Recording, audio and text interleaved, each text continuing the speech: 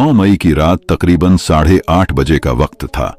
उत्तर प्रदेश के जिला गाजियाबाद के थाना इंदिरापुरम में किसी ने फोन करके सूचना दी कि न्याय खंड 3 में एक महिला को किसी ने गोली मार दी है।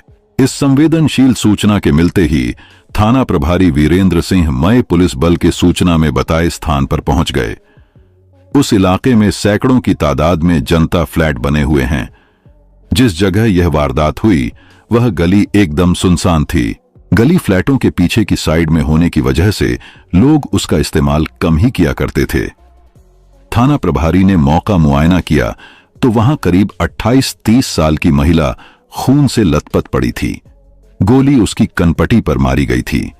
मौके पर मोबाइल फोन और एक थैला भी पड़ा था जिसमें सब्जियां थीं।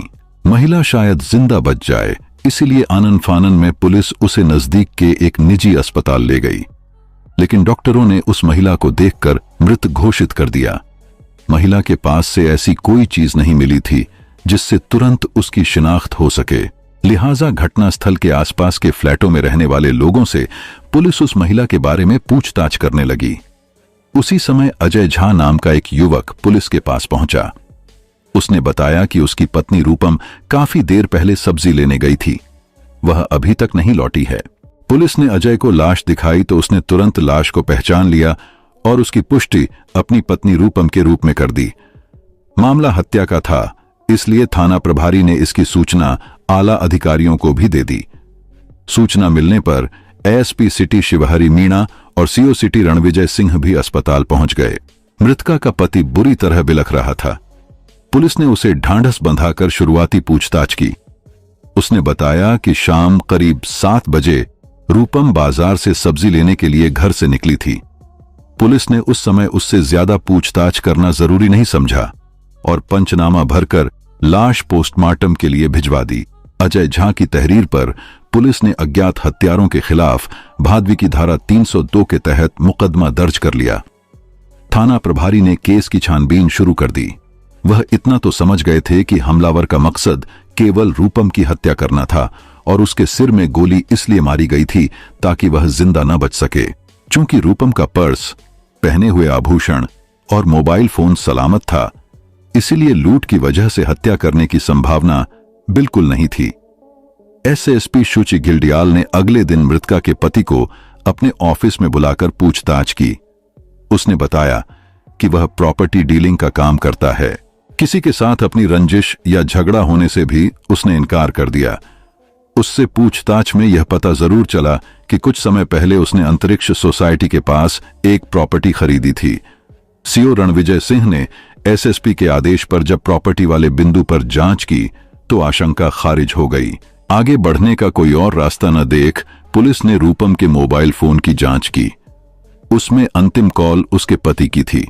इस बारे में पुलिस ने अजय से पूछा तो उसने बताया, मेरे पास रूपम का फोन करीब 8 बजे आया था। उसने बताया था कि उसकी सहेली मिल गई है, इसलिए थोड़ा लेट हो जाएगी। जांच के दौरान यह भी पता लगा कि रूपम एक दूसरा मोबाइल भी इस्तेमाल करती थी। पुलिस ने उसका दूसरा नंबर भी हासिल कर लिया। उसके नंबरों की कॉल डिटेल्स निकलवाई गई। कॉल डिटेल्स की जांच में एक ऐसा नंबर पुलिस को मिल गया जिस पर रूपम अक्सर बातें किया करती थीं। हत्या वाली शाम भी उसकी उस नंबर पर बात हुई थी, लेकिन बात करने के बाद उसने वह नंबर डिलीट कर दिया था। फोन की डायल सूची से रूपम ने वह नंबर डिलीट क्यों किया, इस बात को पुलिस नहीं समझ पा रही थी। पुलिस ने उस नंबर की पड़ताल की तो वह न्याय खंड 3 के ही फ्लैट नंबर 553 निवासी रोहित राणा का निकला। एक और चौंकाने वाली बात यह भी थी कि रूपम का जो दूसरा नंबर था उसका सिम भी रोहित के नाम पर खरीदा गया था। इन दोनों बातों से रोहित अब पुलिस के शक के दायरे में आ गया। पुलिस ने उसके घर दबिश दी, लेकिन वह लापता था। इससे उस पर पुलिस का शक और भी पुख्ता हो गया। सीओ रणविजय सिंह ने यह पूरी जानकारी एसएसपी को दी तो एसएसपी ने रोहित राणा की तलाश करने के लिए एक पुलिस टीम बनाई, जिसमें थाना प्रभारी वीरेंद्र सिंह, एसएसआई विशाल, एसआई सुभाष गौतम, अंजनी कुमार, कांस्टेबल विपिन चावला आदि को शामिल किया गया। सीओ रणविजय सिंह के निर्देशन में पुलिस रोहित की तलाश में संभावित जगहों पर दबिश डालने लगी। इसकी भनक शायद रोहित को लग चुकी थी, जिससे वह पुलिस से बचने के लिए इधर उधर भागता रहा। अंततः एक मुखबिर की सूचना पर उसे रात 8 बजे के करीब एक शॉपिंग मॉल के पास से गिरफ्तार कर लिया गया। तलाशी में उसके पास से एक 32 बोर की पिस्टल और एक कारतूस भी बरामद हुआ। थाने लाकर उससे सख्ती से पूछताछ की गई तो उसने रूपम की हत्या से पर्दा उठा दिया। वही उसका हत्यारा था। हत्या की जो वजह उसने बताई, उसे सुनकर सभी चौंक गए। 30 वर्षीय रूपम का पति अजय झा मूल रूप से बिहार के दरभंगा जिले के न्यू बलभद्रपुर भदेरिया सराय के रहने वाले श्यामधर का बेटा था। सालों पहले अजय भी अन्य युवकों की तरह काम धंधे की तलाश में दिल्ली चला आया था। उसने कई छोटे मोटे काम करके किसी तरह अपने पैर जमाए। 8 साल पहले उसका विवाह रूपम झा से हुआ। रूपम खूबसूरत युवती थी। चूंकि अजय भी दिल्ली में काम करता था, इसलिए शादी के बाद वह पत्नी को भी अपने साथ दिल्ली ले आया। रूपम वक्त के साथ 2 बच्चों की मां बन गई थी। वह बंद संवर कर रहती थी। 3 साल पहले अजय ने गाजियाबाद में प्रॉपर्टी डीलिंग का मामूली सा काम शुरू किया। बाद में वह दिल्ली से गाजियाबाद शिफ्ट हो गया। अपने काम की उलझनों में अजय पत्नी पर ज्यादा ध्यान नहीं दे पाता था। इसके विपरीत रूपम की हसरतें जवान थीं। उसे देखकर नहीं लगता था कि वह 2 बच्चों की मां है। पति सुबह ही घर से निकल जाता था, इसलिए घरेलू कामों के लिए रूपम को ही बाजार जाना पड़ता था। इसी दौरान उसकी नजरें रोहित से चार हो गईं। रोहित मूलतः उत्तर प्रदेश के बागपत जिले के अग्रवाल मंडी टटीरी कस्बे का रहने वाला था। फिलहाल वह न्याय खंड 3 में ही रहता था। वहीं वह ज्वेलरी की छोटी सी दुकान चलाता था। रोहित नवयुवक था। एक बार रूपम उसके यहां से बिछुए खरीद कर लाई थी। उस छोटी सी मुलाकात में ही वह रोहित को भा गई। यह करीब 5 महीने पहले की बात है। रोहित थोड़ा बातूनी स्वभाव का था। उसने उस समय रूपम की सुंदरता की थोड़ी तारीफ क्या कर दी कि वह गदगद हो गई। इसके कुछ दिनों बाद रूपम की एक सहेली को भी अपने गले की चेन के लिए एक लॉकेट खरीदना था। तब रूपम सहेली को रोहित की दुकान पर ले गई। रूपम को अपनी दुकान पर फिर आया देख रोहित बहुत खुश हुआ। उसके हाव भाव और आंखों की भाषा से रूपम उसके मन की बात समझ गई थी। शादी के कई साल बाद भी अजय उसकी महत्वाकांक्षाओं को पूरा नहीं कर सका था। रोहित की चाहत को देखकर रूपम के दिल की घंटी सी बज उठी। उसे लगा कि रोहित उसके ख्वाबों को हकीकत में बदल सकता है, इसलिए मुस्कुराकर उसने रोहित के प्यार को हरी झंडी दे दी। उस दिन रोहित ने रूपम का फोन नंबर ले लिया। बातों ही बातों में रूपम ने उसे बता दिया कि उसका पति प्रॉपर्टी डीलर है जो देर रात को ही घर लौटता है। इसलिए रूपम उसकी दुकान से जाने के थोड़ी देर बाद ही रोहित ने उसे फोन कर दिया। इधर उधर की बातें करने के बाद रोहित ने उससे अपने मन की बात खुलकर कह दी। रूपम ने भी बिना कोई देर किए उसके प्यार को स्वीकार कर लिया। प्यार का इजहार करके दोनों ही खुश थे। इसके बाद दोनों एक दूसरे से मोबाइल पर अक्सर बातें करने लगे। रूपम अपने घर से किसी न किसी बहाने निकलती और रोहित के साथ रेस्टोरेंट और पार्कों में चली जाती। एकांत में होने वाली बातों के जरिए दोनों एक दूसरे के बेहद करीब आ गए। दिल तो कब के मिल चुके थे। फिर एक दिन एक होटल में उन्होंने अपनी हसरतें भी पूरी कर लीं।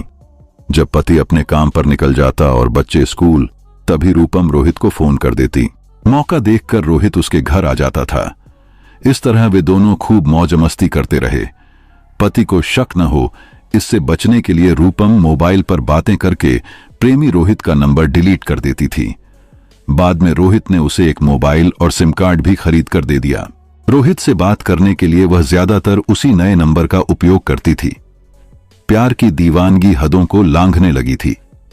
वह पति और बच्चों को छोड़कर प्रेमी के साथ ही घर बसाने की सोचने लगी। एक दिन उसने रोहित से अपने मन की बात कह भी दी। रोहित, क्यों ना हम कहीं जाकर शादी कर लें और फिर एक होकर रहें। रूपम की बात सुनकर रोहित सकते में आ गया।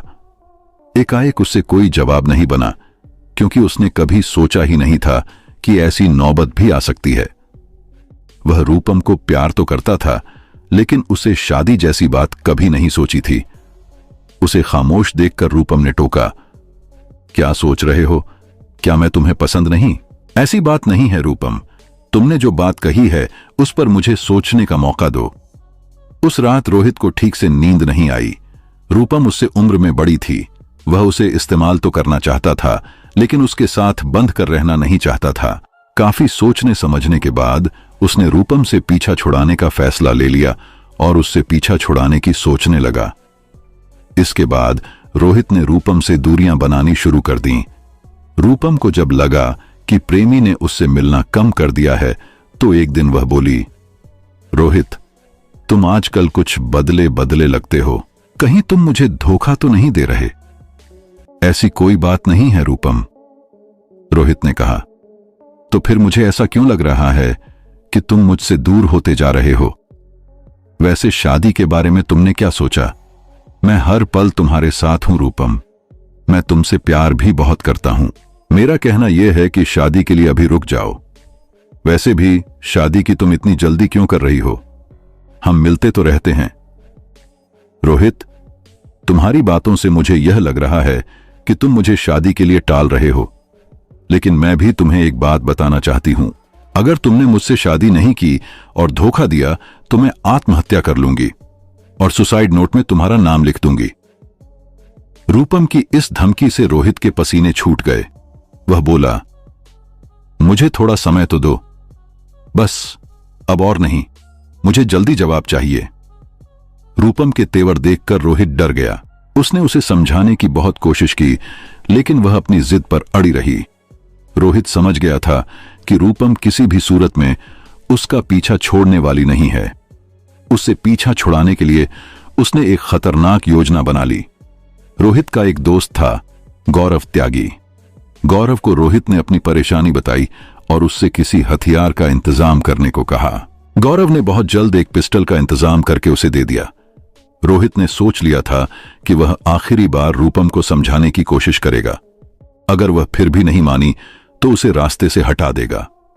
योजना बनाकर उसने शाम को रूपम को फोन किया। रूपम, मुझे आज तुमसे मिलना है, एक जरूरी बात करनी है। रूपम खुश हुई कि रोहित ने शायद उसकी बात मान ली है।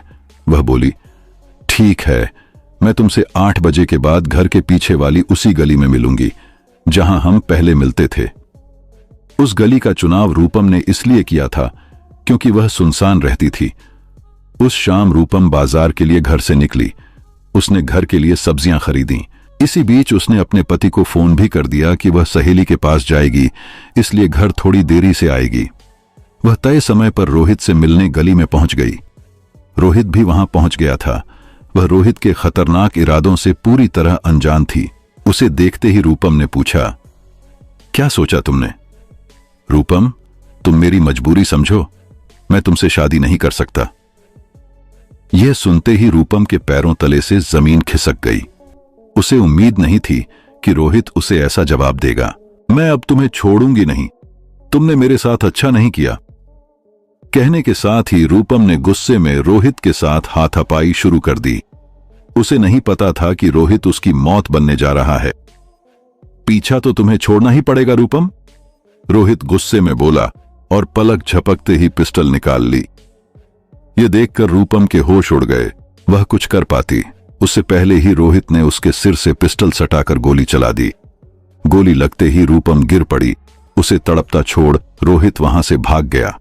पुलिस उस तक न पहुंच सके, इसलिए वह घर से भी फरार हो गया। लेकिन पुलिस के जाल में वह फंस ही गया। उससे पूछताछ के बाद पुलिस ने उसकी निशानदेही पर हत्या के समय पहनी गई टी-शर्ट, जिस पर खून के छींटे लगे थे, बरामद कर ली। उसका मोबाइल भी पुलिस ने जब्त कर लिया। अगले दिन पुलिस ने उसे न्यायालय में पेश किया, जहां से उसे 14 दिन की न्यायिक हिरासत में भेज दिया गया। कथा लिखे जाने तक उसकी जमानत नहीं हो सकी थी। पुलिस उसे पिस्टल मुहैया कराने वाले उसके दोस्त गौरव त्यागी की तलाश कर रही थी।